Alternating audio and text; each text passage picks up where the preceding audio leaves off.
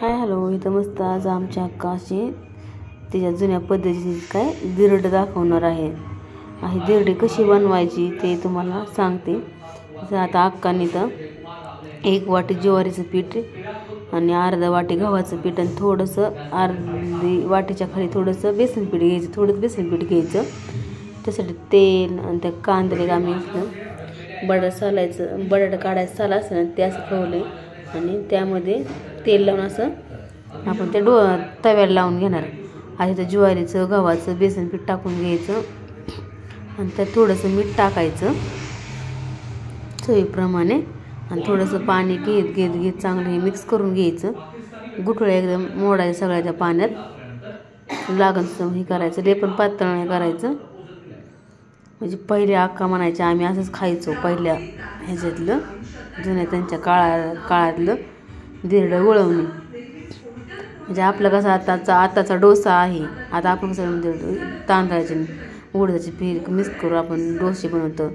ते आपले डोसे त्यांच्या काळातले ते धिरडं गुळवणी. आता आपण बटाट्याच्या बरोबर खायचं तर ते काय करतात गुळवणी बरोबर खायची अशी अक्का म्हणते आमची. तिच्या म्हणलं आवडीचा पदार्थ आहे धिरडं गुळवणी. मग म्हणलं करून दाखव. मग तिने आता करायला घेतलं आहे. इथे सगळं आता तिने मिक्स वगैरे सगळं केलं आहे त्याच्यात. आता चांगलं ते मिक्स करून घेते. बघत राहा, खूप छान आकाने केलं ते. मी एक खाऊन बघितलं पण खूप छान लागलं. पण माझ्याकडं धिरड्याचा तवा नसल्यामुळं मी डोसे तव्यावरच केलं. थोडंसं उशीर होतं त्याला पलट्यासाठी, लवकर पलटत नाही. धिरड्याचा तवा असला की ते बरोबर असे जाळे हे असे पडते. ह्याच्यावर पडली नाही तर आता बघू शकता इथं मस्त आकाने करून घेतलं.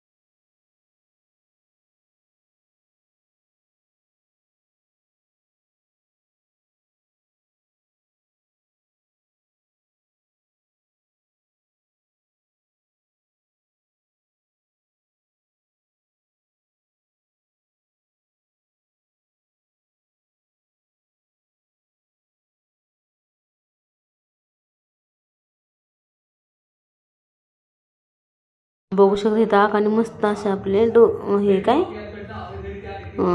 दिरडे बनवले तर खूप छान झाले होते.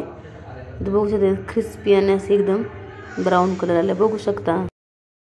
गुळवणी करावं लागतं, असे दिरडे करावं लागतात हो का.